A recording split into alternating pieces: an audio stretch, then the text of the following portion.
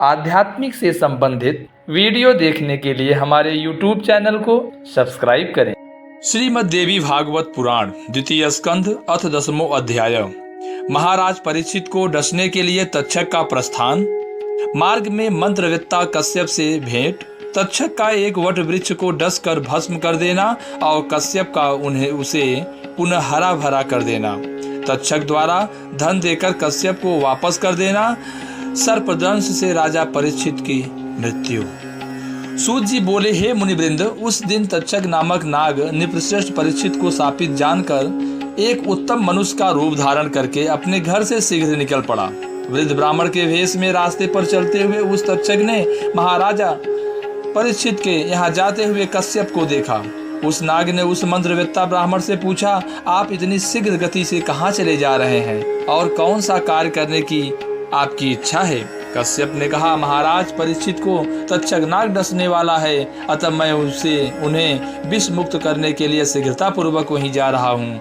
हे विपेंद्र, मेरे पास प्रबल विषनाशक मंत्र है, अतएव यदि उनकी आयु शेष होगी तो मैं उन्हें जीवित कर दूंगा। तक्षक ने कहा, हे ब्राह्मण, मैं ही वह तक्षक नाग हूँ और मैं ही महाराज परीक्षित को काटूंगा।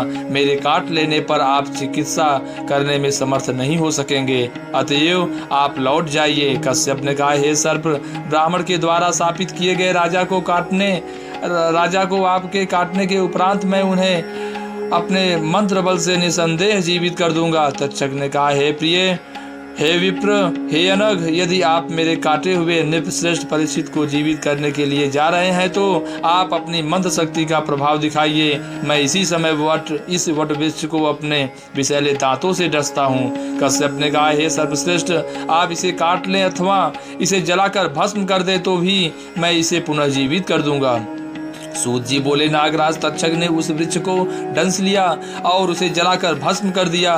तब उसने कश्यप से कहा, हे द्विजश्रेष्ठ, अब आप इसे पुनः जीवित कीजिए। तक्षक नाग की विषाग्नि से भस्म हुए वृक्ष के संपूर्ण भस्म को एकत्र करके कश्यप ने यह बात कही, हे महाविषधर नागराज, अब आप मेरे मंत्र का प्रभाव देखिए। मैं आपके देखते देखते इस वट वृक्ष को जीवन प्रदान करता हूँ। ऐसा कहकर हाथ में जल लेकर मंत्रविद कश्यप ने उस जल को अभिमंत्रित किया और उसे भस्म राशि पर छिड़क दिया।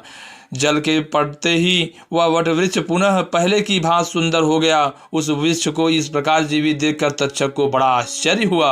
उस नागराज ने कश्यप से कहा, हे विप्र, आप इतना परिश्रम किस लिए करेंगे? आपकी वह कामना मैं भी पूर्ण कर दूंगा। कहिए, आप क्या चाहते हैं? कश्यप ने कहा, हे पन्नग, मैं धन का अभिलाषी हूँ। नृपश्रेष्ठ परीक्षित को शापित जानकर अपनी मंत्र विद्या से उनका उपकार करने के लिए मैं अपने घर से निकला हूँ। तक्षक ने कहा, हे विप्रवर, राजा से जितना धन आप चाहते हैं उतना धन मुझसे अभी ले लें और अपने घर लौट जाएं, जिससे मैं अपने कृत्य में सफल हो सकूं। सूत जी बोले, तक्षक की यह बात सुनकर परमार्थवेत्ता कश्यप जी मन में बार बार सोचने लगे कि अब मुझे क्या करना चाहिए। यदि मैं धन लेकर अपने घर जाता हूँ तो धन लोलुप होने के कारण संसार में मेरी कीर्ति नहीं होगी। यदि राजा जीवित हो जाते हैं तो मेरी अचल कीर्ति होगी तथा धन प्राप्ति के साथ साथ पुण्य भी प्राप्त होगा। यश की रक्षणी है और बिना यश के धन को धिक्कार है, क्योंकि प्राचीन काल में महाराज रघु ने कीर्ति के लिए अपना सब कुछ ब्राह्मण को दे दिया था। सत्यवादी हरिश्चंद्र तथा दानी कर्ण ने भी अपने कीर्ति के लिए बहुत कुछ किया था। अतः विष की अग्नि से जलते हुए राजा परीक्षित की उपेक्षा मैं कैसे करूं? यदि मैं महाराज को जिला दूं तो सब लोगों को अत्यंत सुख मिलेगा, और यदि राजा मर गए तो अराजकता के कारण सारी प्रजा नष्ट हो जाएगी, इसमें संदेह नहीं है। राजा के मृत हो जाने पर मुझे प्रजा नाश का पाप लगेगा तथा संसार में धन लोभ के कारण मेरी अपकीर्ति भी होगी। मन में ऐसा विचार करके परम बुद्धिमान कश्यप ने ध्यान करके जाना कि महाराज परीक्षित की आयु अब समाप्त हो चुकी है। इस प्रकार ध्यान दृष्टि से धर्मात्मा कश्यप राजा की मृत्यु निकट जानकर तक्षक से धन लेकर अपने घर लौट गए। कश्यप को लौटाकर वह नाग 7वें दिन राजा को डसने की इच्छा से शीघ्र हस्तिनापुर चला गया। नगर में पहुंचते ही उसने सुना कि मणि मंत्र तथा औषधियों से भली भांति सावधानी पूर्वक सुरक्षित होकर राजा परीक्षित अपने महल में रह रहे हैं। यह जानकर ब्राह्मण के शाप से भयभीत सर्पराज तक्षक की को बड़ी चिंता हुई। वह सोचने लगा कि अब मैं किस उपाय से इस राजभवन में प्रवेश करूं। मैं इस पापी मूढ़ विप्र को पीड़ित करने वाले तथा मुनि के हिसाब से आहत इस दुष्ट राजा को मैं कैसे छलूं।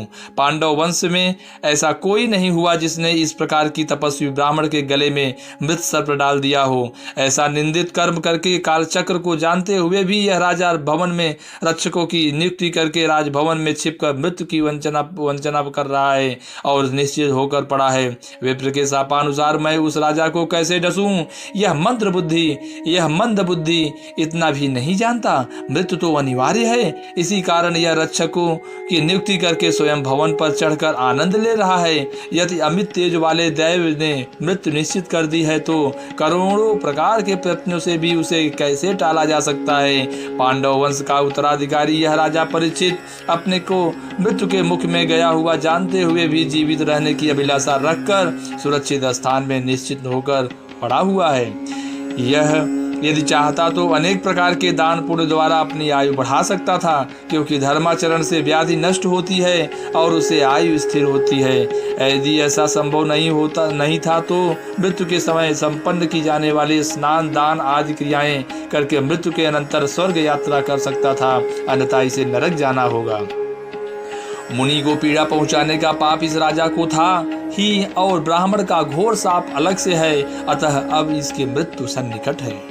इस समय ऐसा कोई ब्राह्मण भी इसके पास नहीं है जो इसे यह बता सके कि विधाता के द्वारा निर्धारित मृत्यु सर्वथा अनिवार्य है। ऐसा विचार कर तक्षक नाग ने अपने निकटवर्ती श्रेष्ठ नागों की तपस्वी ब्राह्मण का वेश धारण कराकर राजा के पास भेजा। वे राजा को देने के लिए फल मूल आदि लेकर तैयार हो गए और तक्षक नाग भी एक छोटे से कीट के रूप में फल के बीच में छिप गया। तब वे नाग फल आदि लेकर शीघ्र ही निकल पड़े और राजभवन में पहुंचकर महल के पास खड़े हो गए। इस प्रकार तपस्वियों को खड़े देखकर रक्षकों ने उनसे पूछा कि आप लोगों की क्या इच्छा है। तब उन्होंने कहा, हम लोग महाराज को देखने के लिए तपोवन से आए हैं। पांडव कुल के सूर्य शुभ दर्शन तथा पराक्रमी अभिमन्यु पुत्र परीक्षित को अथर्ववेदोक्त मंत्रों से आशीर्वाद देने हेतु हम लोग यहाँ आए हैं। आप जाकर महाराज से कहें कि कुछ मुनिजन उनसे मिलने आए हैं और वे महाराज का मंत्राभिषेक करके उन्हें मधुर फल देकर लौट जाएंगे। भरतवंशी राजाओं के कुल में कभी भी द्वार रक्षक नहीं देखे गए। ऐसा भी कहीं सुना नहीं गया था कि तपस्वियों को राजा का दर्शन न मिले। जहाँ महाराज परीक्षित विराजमान है वहाँ हम लोग जाएंगे और उन्हें अपने आशीर्वाद से दीर्घायुष्म बनाकर आज्ञा लेकर लौट जाएंगे। सूत जी बोले, उन तपस्वियों का वचन सुनकर रक्षकों ने उन्हें ब्राह्मण समझकर महाराज का आदेश सुनाते हुए कहा, हे विप्रो, हमारे विचार में आज आप लोग को राजा का दर्शन नहीं हो सकेगा, अतः आप समस्त तपस्वी जन राजभवन में कल पधारें। हे मुनिश्रेष्ठ, विप्र श्राप से भयभीत होकर राजा ने अपने महल में ब्राह्मणों का प्रवेश वर्जित कर रखा है, इसमें संशय नहीं है। तब ब्राह्मणों ने उनसे कहा, हम लोगों की ओर से यह फल मूल तथा जल आप रक्षक गण राजा को दे दें और हम लोगों का आशीर्वाद पहुंचा दें। उन्होंने राजा के पास जाकर तपस्वियों के आगमन की बात बता दी। इस पर राजा ने आज्ञा दी कि वे लोग फल मूल आदि जो कुछ दे रहे हैं उन्हें यहाँ लाओ और उन तपस्वियों के आने का कारण पूछ लो और उन्हें पुनः कल प्रातः आने को कह दो। साथ ही मेरी ओर से उन्हें प्रणाम कहकर यह भी कह देना कि आज मेरा मिलना संभव नहीं है। उन द्वारपालों ने तपस्वियों के पास जाकर उनसे दिए हुए फल मूल आदि लाकर आदरपूर्वक राजा को अर्पित कर दिए। उन विप्रवेश में आए नागों के चले जाने पर महाराज ने फलों को लेकर मंत्रियों से कहा, हे सचिवों, आप लोग भी इन फलों का सम्यक सेवन कीजिए। मैं तो तपस्वियों द्वारा अर्पित यही एक बड़ा फल खाऊंगा। ऐसा कर उत्तरासुत राजा परीक्षित ने सब फल अपने सुहृद सचिवों में बांट दिए और एक सुंदर पका फल हाथ में लेकर उसे स्वयं विदीर्ण कर लिया। जिस फल को राजा ने चीरा उसमें ताम्र वर्ण वाला तथा काले नेत्र वाला एक छोटा सा कीट राजा को दिखाई दिया। उसे देखकर राजा ने अपने आश्चर्यचकित मंत्रियों से कहा, सूर्य अस्त हो रहे हैं, अतः अब मुझे विष का भय नहीं है। मैं ब्राह्मणों के उस शाप को अंगीकार करता हूँ कि यह कीट मुझे काट ले। ऐसा कहकर महाराज परीक्षित ने उसे अपने गले पर रख लिया। सूर्य के अस्त होते ही गले पर स्थित वह कीट साक्षात काल स्वरूप भयानक तक्षक के रूप में परिणत हो गया। उस नाग ने तत्काल राजा को लपेट लिया ता उन्हें डस लिया। यह देखते ही सभी मंत्री आश्चर्य में पड़ गए और अत्यधिक दुखित होकर विलाप करने लगे। भयंकर रूप वाले उस सर्प को देखकर सभी सचिवगण भयभीत होकर वहां से भागने लगे और सभी रक्षकगण चिल्लाने लगे। इस प्रकार वहां महान हाहाकार मच गया। उस सर्प के शरीर से वध हो जाने के कारण राजा का महान बल प्रभावहीन हो गया, जिससे वे उत्तरापुत्र परीक्षित कुछ भी बोल पाने तथा हिल डुल सकने में असमर्थ हो गए। तक्षक के मुख से विष जनित भयंकर आग की ज्वालाएं उठने लगी।